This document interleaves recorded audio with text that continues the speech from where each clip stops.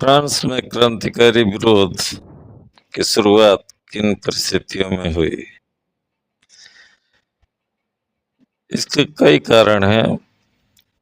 निम्नलिखित परिस्थितियों के कारण फ्रांस में क्रांतिकारी विरोध की शुरुआत हुई, जैसे सामाजिक परिस्थितियां, आर्थिक परिस्थितियां, फ्रांसीसी जनसंख्या, दार्शनिकों का योगदान, इसके अलावा राजनीतिक कारण भी थे, और फिर सम्राट लुई 16वां एवं उसकी पत्नी का भी योगदान था। इन सभी कारकों की वजह से फ्रांस में राजक्रांति हुई। एक एक करके देखेंगे। सामाजिक परिस्थितियां क्या थी? वहां पर सामंतवाद की प्रथा थी, जो 3 वर्गों में विभाजित थे: प्रथम वर्ग, द्वितीय वर्ग एवं तृतीय वर्ग। प्रथम वर्ग में स्टेट या प्रथम स्टेट में पादरी आते थे। दूसरे स्टेट में कुलीन एवं तृतीय स्टेट में, मतलब 3 वर्ग की जगह 3 स्टेट समझिए। फर्स्ट स्टेट में पादरी आते थे, दूसरे में कुलीन एवं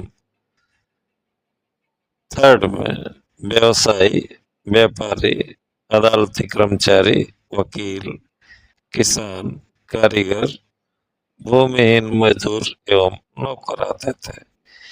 यह केवल थर्ड स्टेट ही थी जो सभी कर देने को बाध्य थे, यानी टैक्स जो भी देना था यही तीसरा वर्ग देता था। पादरी और कुलीन वर्ग के लोगों को सरकार को कर देने से छूट प्राप्त थी।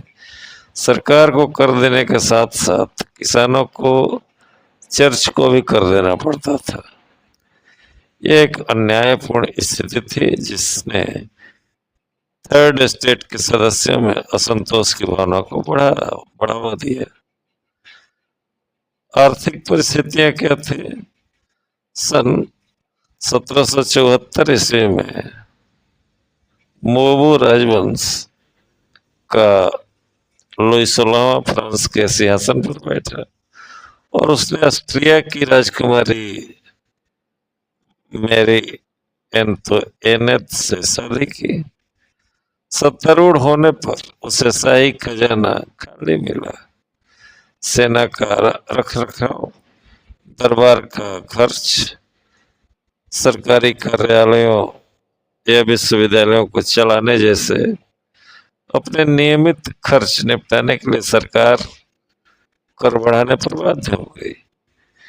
कर बढ़ाने के प्रस्ताव को पारित करने के लिए फ्रांस के सम्राट लुई 16वें ने 5 मई 1789 को स्टेट के जनरल की सभा बुलाई।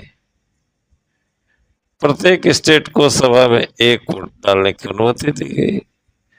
तृतीय स्टेट ने इस अन्यायपूर्ण प्रस्ताव का विरोध किया। उन्होंने सुझाव रखा कि प्रत्येक सदस्य का एक वोट होना चाहिए। सम्राट ने इस अपील को ठुकरा दिया तथा तृतीय स्टेट के प्रतिनिधि सदस्य विरोध स्वरूप सभा से वॉकआउट कर गए, क्योंकि उनका मानना था कि हमारी संख्या ज्यादा है इसलिए हमारा वोट ज्यादा होना चाहिए। फ्रांसीसी जनसंख्या में भारी बढ़ोतरी के कारण खाद्यान्न की मांग बहुत बढ़ गई। परिणाम हुआ कि पाव रोटी के भाव बढ़ गए। बढ़ती कीमतों और अपर्याप्त मजदूरी के कारण अधिकतर जनसंख्या जीविका के आधारभूत साधन भी वहन नहीं कर सकते थे। इससे जीविका संकट उत्पन्न हो गया तथा अमीर और गरीब के बीच की खाई और बढ़ गई। दार्शनिकों का भी बड़ा योगदान रहा। 18वीं सदी के दौरान मध्यम वर्ग शिक्षित एवं धनी बनकर उभरा। सामंतवादी समाज द्वारा प्रचारित विशेषाधिकार प्रणाली उनके हितों के विरुद्ध थी। शिक्षित होने के कारण इस वर्ग के सदस्यों की पहुंच फ्रांसीसी एवं अंग्रेज राजनीतिक एवं सामाजिक दार्शनिकों द्वारा सुझाए गए समानता एवं आजादी के विभिन्न विचारों तक थे। ये विचार सैलून एवं काफी घरों में जनसाधारण के बीच चर्चा तथा वाद विवाद के फलस्वरूप तथा पुस्तकों एवं अखबारों के द्वारा लोकप्रिय हो गए। दार्शनिकों के विचारों ने महत्वपूर्ण भूमिका निभाई। इनमें प्रमुख थे John Locke, John Jacques Rousseau एवं मॉन्टेस्क्यू। इन लोगों ने राजा के दैवीय सिद्धांत को नकार दिया।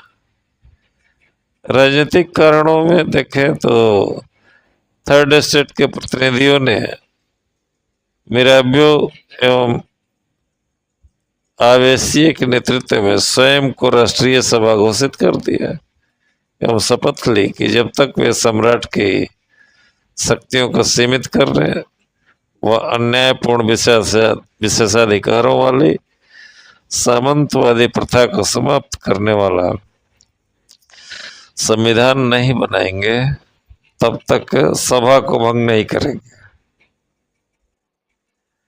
जिस समय राष्ट्रीय सभा संविधान सभा का मसौदा बनाने में व्यस्त थी, उस दौरान सामंतों को विस्थापित करने के लिए बहुत से स्थानीय विद्रोह हुए।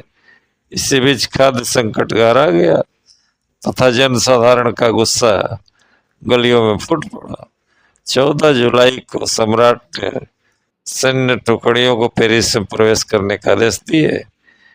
इसके प्रत्युत्तर में सैकड़ों क्रुद्ध पुरुषों एवं महिलाओं ने स्वयं की सशस्त्र टुकड़ियां बना ली। ऐसे ही लोगों की एक सेना बास्तिल किले की जेल में जा घुसी और उसको नष्ट कर दिया। इस प्रकार फ्रांसीसी क्रांति का प्रारंभ हुआ। सम्राट लुई 16वें एवं उसकी पत्नी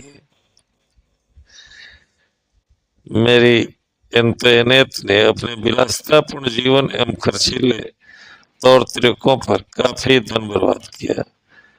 उच्च पद आमतौर पर बेचे जाते थे।